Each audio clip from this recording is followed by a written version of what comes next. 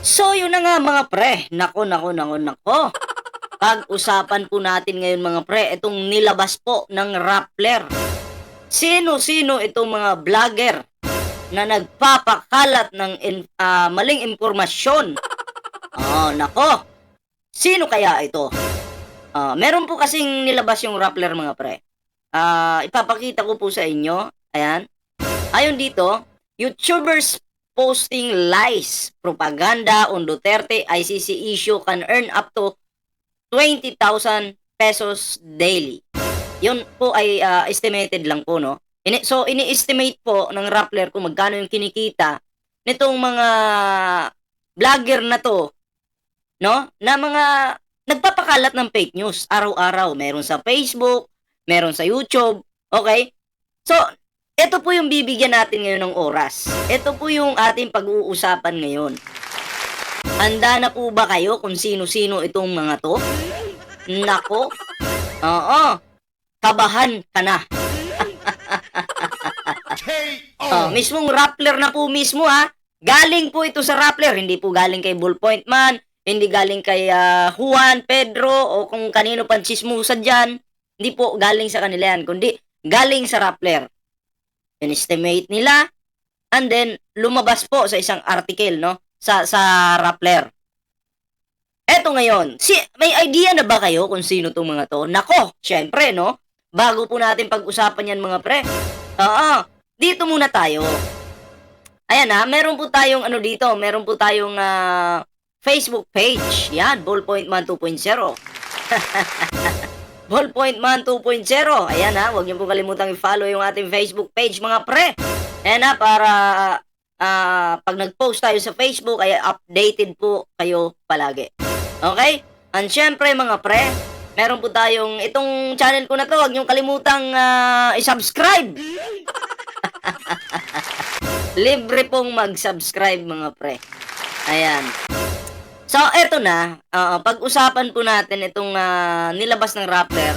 Ayan YouTubers posting lies, propaganda on Duterte ICC issue can earn up to 20,000 pesos daily. Lalo na po yung yung paghuli kay Digong, marami pong fake news na naglabasan. 'Di ba? Na kino-content nitong mga vlogger na to at nag-a-agree naman po sila. At mismong sila din nagpapakalat po ng fake news. 'Di ba? Pinagkakitaan po talaga nila yung issue ni Digong, lalo na yung paghuli sa kanya ng ICC. Ang laki po ng kita nila doon. Patatay-tatay Digong pa, kunyari concerned sila, yun pala ang diskarte lang nila, 'di ba? Magpakalat lang ng fake news at pagkakitaan yung issue ni Digong. 'Di ba? Yun. So eto na, handa na ba kayo? Kung handa na kayo, eto po yun. Ayan estimated potential creator earnings of YouTube channels posting disinformation attacks related to Rodrigo Duterte's ICC arrest. Okay? So, marami po, no? Yung sa Facebook, sa TikTok, maraming nagsasabi doon na sa YouTube, ganun din. Maraming nagsasabi na, yehey, si Tatay Digong uuwi na. Pero clickbait. Hindi po totoo yun. Sinungalingan po yun. 'Di ba? Hindi po totoo. Ang tanong ko sa inyo, nakauwi ba si Digong? Wala. Andi nagpalakpakan lang yung mga tangan DDS. Yehe daw, yehe. Yay! Uuwi na ang tatay namin. Nung panoorin mo yung video, wala namang sinabing uuwi. Siyempre, nag-viral yung mga video nila. Di kumita sila doon. Fake news naman. Diba? Tapos yung pinusasan daw si Digong. Merong isang pare na nagsabi nun. Tapos kinuntent din ng mga vlogger. Inuto-uto nila yung mga viewers nila. Na yung tatay daw nila talagang uuwi na. I mean pinusasan. Diba? Fake news. Ngayon, sino ang unahin natin? Okay. Eto po ang kinita ng vlogger na ito. Sino ito? Nako. Yan. Unang-una. Yan may channel. Nakalagay yung channel dyan. Tapos, average daily views. Average po Ayan potential minimum daily earnings. Tapos, potential maximum. Okay. So, eto na mga pre. Sino itong vlogger na ito. Yan. Nangunguna. Dito sa ating screen, si Batas Natin. Batasnatin.com. Sino ito? Si Attorney Libayan. Attorney Libayan, galing sa Rappler to, ha? Eto, average daily views, nasa 56,000. Average lang po yan, ha? Tapos yung minimum nakita araw-araw ay 100 pesos. Maximum is nasa 12,000. Pero estimated lang po yan. Pero kung talagang vlogger ka, content creator ka, YouTuber ka, mas higit pa po dyan. Kung ako mag-i-estimate, barya lang po ito nandito. Alam ko po paano ano yung kitaan sa YouTube. 'Di ba? Lalo na sila, aktibo sila. Halos oras-oras nagla-live. Ako nga hindi naman ako oras-oras nagla-live. Minsan, 2 nga lang yung video ko sa isang araw. 3. Pag ginanahan, 5. Sila, hindi mabilang. Kaya yung estimated po dyan na minimum at maximum, mani lang po yan. Kung ako yung titingin, ha. Pero syempre, yung Rappler, hindi naman po bias. No? Hindi naman po bias yung Rappler. Yan po yung nilabas nila. Okay? Akalain mo, kumita ang Batas Natin or si Libayan ng pagpapakalat di umano ng mga maling impormasyon. Attorney ka. Tapos, hindi ka naman ilalagay ng Rappler dyan kung wala kang kapalpakan. Diba? Si Buljak TV. Buljak TV, medyo pumapangalawa. Magkano yung minimum? 661.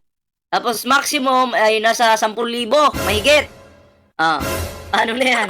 Yan po ang mga muka ng mga tao na talagang di umano ay pinagkakitaan yung mga fake news. Fake news doon mismo sa issue ni Digong sa ICC, lalong-lalo na yung pagdampot sa kanya. Ngayon, handa na ba kayo? Sino yung kasunod? Alam ko siguro, handa na kayo. Di wag na natin patagalin pa. Syempre, eto. Si Bisdak Pilipinas. Alam nyo guys, alam nyo mga pre, eto si Bisdak Pilipinas, ang kapal din ang mukha nito. Isa po ito sa talagang malaki yung kinita doon sa pagdampot kay Digong. Kasi minuto nagla-live. Punta sa mga rally, 'di ba? May interview pa siya. Ano daw yung masasabi ng mga DDS sa paghuli sa tatay niyang Digong. Okay lang naman sana kumita kayo sa tamang paraan, yung wag naman yung fake news. 'Di ba? Fake news eh. Yung mga pangalan namin nandyan ba? Wala, dahil hindi kami fake news. Puntahan nyo yung website ng Rappler. Wala yung pangalan namin doon. Kasi hindi po kami fake news. Ayan. Bisdak Pilipinas. At eto pa. Sino yung isa? Boom! Si Kayo.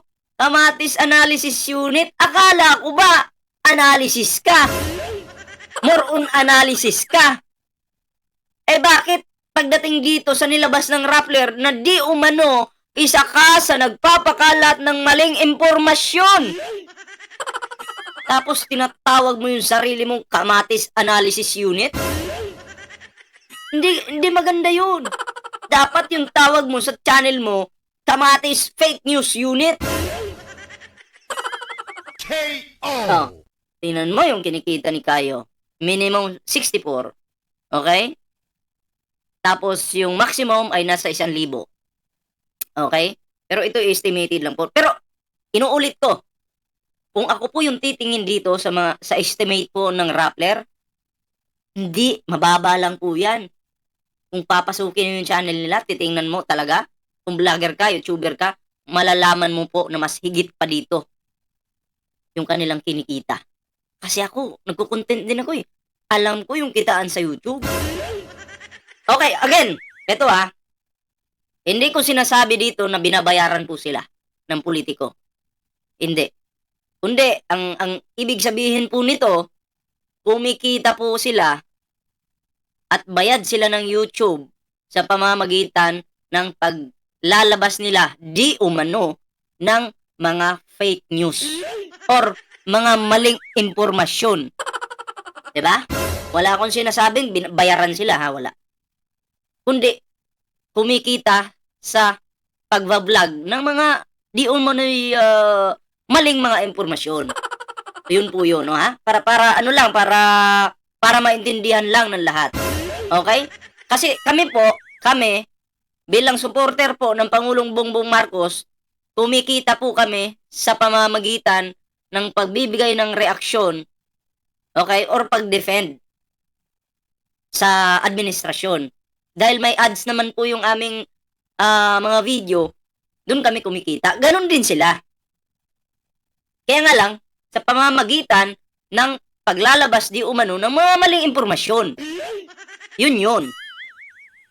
Tandaan nyo, hindi galing sa akin itong mga nandito ngayon. Hindi ako yung nag-estimate niyan. Kundi sa Rappler mismo galing yan. Kung may reklamo kayo, wag na kayo magreklamo. Di ba? Kung may reklamo kayo, wag na kayong magreklamo. Ganun lang yun. Di ba? So, again, binabati ko kayo. Congrats, dahil nandyan yung pangalan nyo. Ngayon mga pre, anyway, next topic tayo, no? Etong si Mima Alicia, bigyan po natin ng reaction nito. Kasi, meron pong isang nagmanyak dito kay Mima Alicia. Minanyak po si Mima Alicia. Okay? Pag-usapan natin sino ang taong ito. Noong, ito papakita ko sa inyo, ayan. May isang video si Mima Alicia na nareaksyonan itong tungaw na vlogger na to. Na matatawag na nating garbage creator din. Diba? Nareaksyonan. At tingnan nyo yung nandito sa video ngayon. Papanoorin naman po natin minamanyak po si Mima Alicia. Etong taong ito, kung mapapanood natin ngayon, halatang manyakis at nanggagahasa. Okay. Ballpoint man, bakit mo sinasabi nanggagahasa? At bakit si Mima Alicia yung sinabihan mong minanyak? Eto, panoorin natin yung video. Pero syempre, himay-himayin po natin. Bigyan natin ng reaction to. Okay? Nax, ang huling silip ng Diablo, mga minamahal. Baka bukas ang bansang Pilipinas ay maging malamig na din. Kaya pala, maraming nainis kay Mima Alicia. Ikaw ba naman sabihin mo ang huling silip ng Diablo? Grabe ka naman, Mima. O, tuloy. Sinakalis na yung satanic. Yun lang. Ang sama mo. Ang sama mo. Uy, hinay-hinay kasi. Hinay-hinay ba? Nananawagan ako. Yan. Ito yung manyakis na sinasabi ko. Di umano. No? Kasi, mananawagan po yan. O, anong panawagan ng kulangot na to? Pakinggan po natin. Nananawagan ako sa lahat ng mga adik. Nananawagan na sa mga adik ng mga kampon nila. Nakatulad niya. Adik na katulad niya. Anong sabi? Na sana ripin nyo ang babaeng ito. Tamo? Manyakis nga talaga. Kasi, may connection siya sa mga adik eh. May contact siya sa mga adik. Ipapagahasa si Mima Alicia ng kutong lupa na to. Pero congratulations. Congrats. Sino nga ito? Hindi man kasi kilala tong kulangot na to eh. Balita ko lang naman, yung binaboy mo, may balak magsampa ng kaso laban sa'yo. Diba? Kasi below the belt ka na eh. Diba? Manyakis ka pa. Kaya, binabati kita. Congratulations. Napakagaling mo talaga. Ikaw na yung mauuna sa kulungan pag tinuluyan ka ni Mima Alicia. Kasi si Mima Alicia, feeling ko lang, hindi lang feeling, tutuluyan ka niya. Oh, kahit sabi ni Mima, okay lang kahit wala na akong pambili ng ulam, sardinas. Oo, matuluyan ko lang 'to. Paano na 'yan? Anong gagawin mo? Ah, sige lang, magpakasaya ka. Bahala na kung giulod ang yang bilat basta kay repan ninyo. Tamo ha? Hindi ko na-explain 'yon. Masyadong masilan at masyadong bastos. 'Di ba? Intindihin niyo na lang kung anong ibig sabihin nun. Basta bastos po siya. Eto pa. Pinagnasaan niya ngayon yung video ni Mima Alicia. Ayan, eh.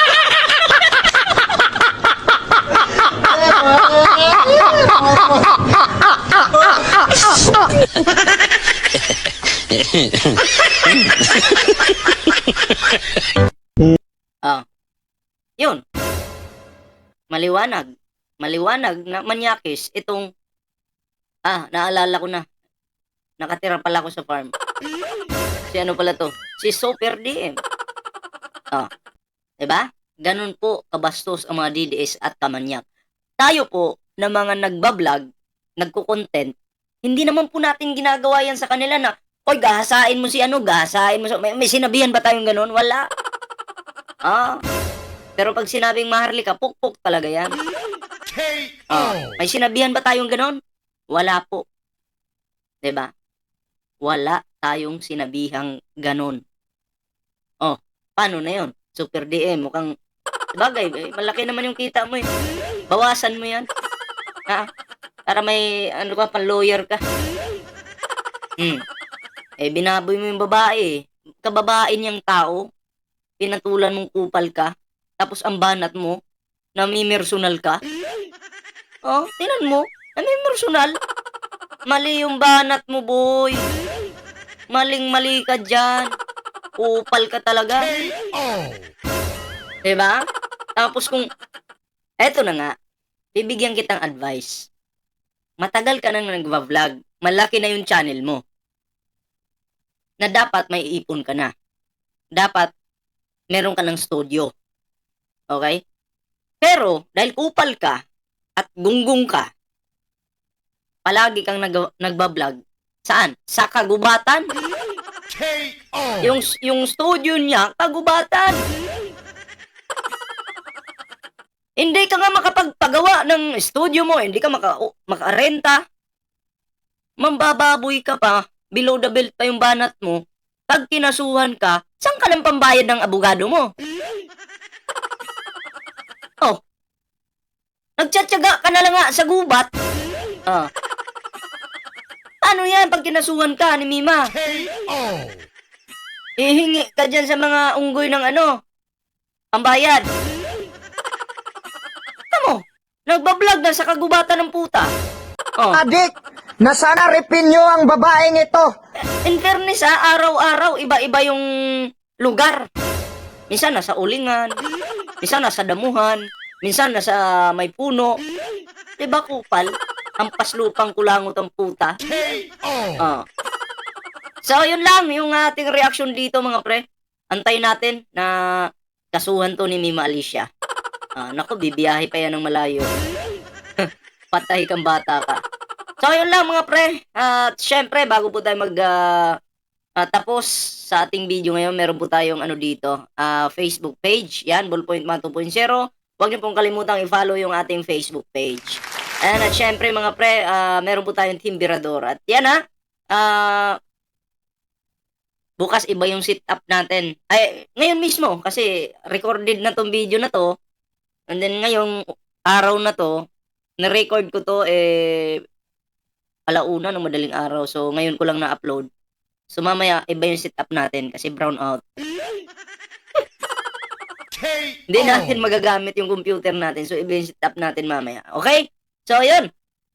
At maraming salamat sa mga bago nating dyan, mga bago nating subscribers. Nako. Oo, maraming salamat po sa inyo mga pre. Ayan na, at kita-kits po tayo sa susunod na video. Kaya, ang masasabi ko lang sa iyo, Super DM, manglimos ka na. Hindi naman ako magkakaso si Mima.